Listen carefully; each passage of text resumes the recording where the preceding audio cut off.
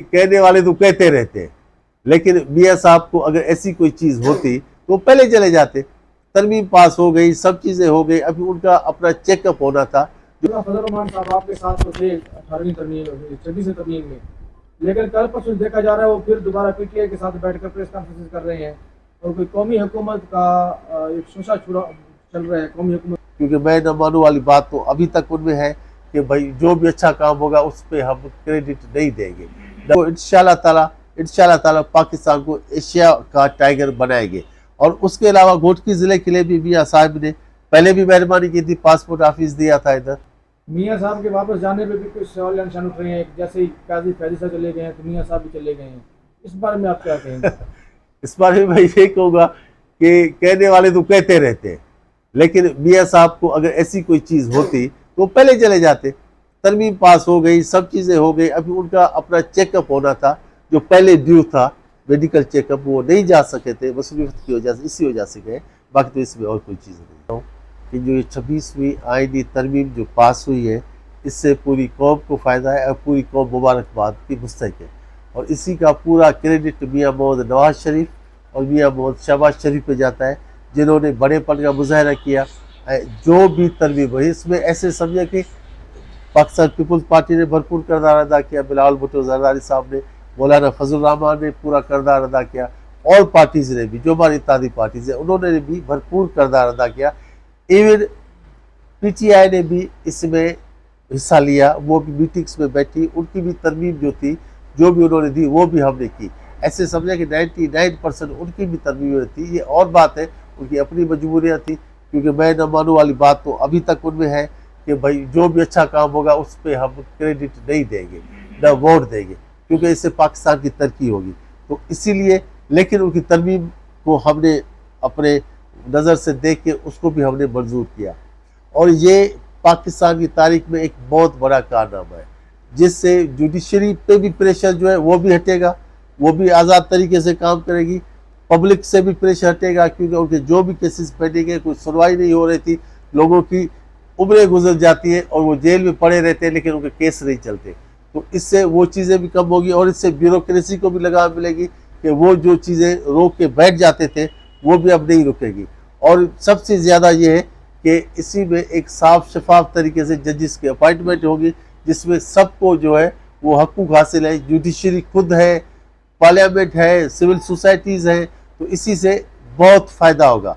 और मियाँ मोहम्मद शहबाज शरीफ ने हमेशा पाकिस्तान की बात की। अभी भी आपने देखा कि 6-8 महीने में जो भी हुकूमत को है, तो उसी में महंगाई को भी उसने कंट्रोल किया है, उसने लॉ एंड ऑर्डर को भी कंट्रोल किया है। आप देख लें, सब चीज़ें जो भी यूटिलिटीज़ हैं, आम आदमी की अशिया की चीज़ें हैं, सब सस्ती हुई है। पेट्रोल को देख लें आप, घी को देखें, चीनी को, चावल को, आटे को, इवन सब जो भी चीज़ें हैं वो सब चीज़ें नीचे की रेट उनका नीचे आ रहा है और इकानमी ग्रो अप हो रही है, जिसमें आप देख लो पहले 38वें नंबर पर था, अब 9वें नंबर पे आ गए। ये हमारी नहीं, ये इंटरनेशनल की रिपोर्ट है। और उसी के अलावा जो शंघाई कॉन्फ्रेंस हुई कि इतना बड़ा इवेंट्स, पूरी दुनिया के लोग यहाँ पे पाकिस्तान में आए और सब ने इसको अप्रिशिएट भी किया। और इससे भी जो हमारे बिजनेस के और इकानमी के रास्ते खुलेंगे, दरवाजे खुलेंगे और पाकिस्तान तरक्की करेगा। और मैं समझता हूँ कि पाकिस्तान में जो मियाँ मोहम्मद शहबाज शरीफ, मियाँ नवाज शरीफ की क़यादत में जो मेहनत कर रहे हैं, अभी तक किसने नहीं की होगी। और इसको इंशाल्लाह ताला पाकिस्तान को एशिया का टाइगर बनाएंगे।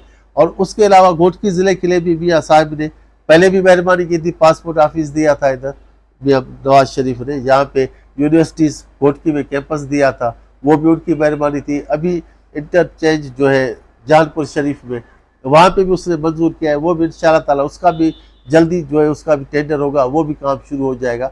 और भी बहुत सी प्रोजेक्ट हैं जो पाइपलाइन में, जो इंशाल्लाह ताला ऐसा ऐसा होते हुए चले जाएंगे।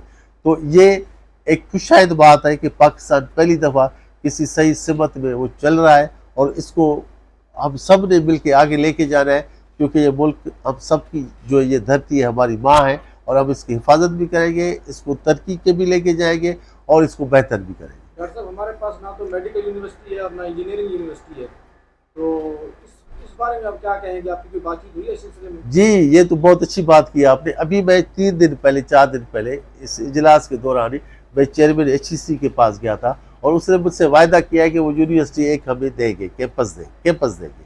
तो उसी में वो हमारी चॉइस में, वो आप सबसे बैठ के हम वो उसको डिसाइड करेंगे कि हमें इंजीनियरिंग यूनिवर्सिटी का कैंपस चाहिए या स्किल्स जो आजकल, क्योंकि उसी में ऐसा है कि आप 2 साल का डिप्लोमा होता है या 3 साल का, उसके बाद जाके सीधा रोजगार पे, या स्किल्स का चाहिए। लेकिन हम तो कोशिश दोनों करेंगे कि यूनिवर्सिटी जो है ये इंजीनियरिंग की भी कैंपस हो जहाँ पे, और स्किल्स यूनिवर्सिटी भी बने। अच्छा, इसके अलावा अभी ये मौलाना फजल रहमान साहब आपके साथ तो थे 18वीं तरमीम 26वीं तरमीम में, लेकिन कल परसों देखा जा रहा है वो फिर दोबारा पीटीआई के साथ बैठकर प्रेस कॉन्फ्रेंस कर रहे हैं, और कोई कौमी हुकूमत का एक शोशा छुड़ा चल रहा है, कौमी हुकूमत कायम हो रही है। इस सिलसिले में आप क्या कहेंगे? ये तो उसका अपना विजन है, क्योंकि इसी में तो आप सब ने देखा कि सब पार्टियां मुत्तफिक हो गई थी। इवन पीटीआई ने भी ये कह दिया था कि ये तरमीम जो इन्होंने हमारी है वो सब मंजूर हो गई। तो इसी से आप समझे कि सब कौमी मुफाद में तो हम इकट्ठे हो जाते हैं। बाकी सियासत है, हर एक की अपनी अपनी है, वो अपने तरीके से अपने एजेंडे पे चलते हैं, सब लोग चले, उसमें किसी को मना नहीं है, क्योंकि ये जमहूरियत है। जमहूरियत में सबको राइट से सबके साथ मिले, सबसे बातें करें, और उसको जो अच्छा लगे अपने लिए, मुल्क के लिए वो करें, और उसमें किसी को कोई एतराज़ नहीं होना चाहिए।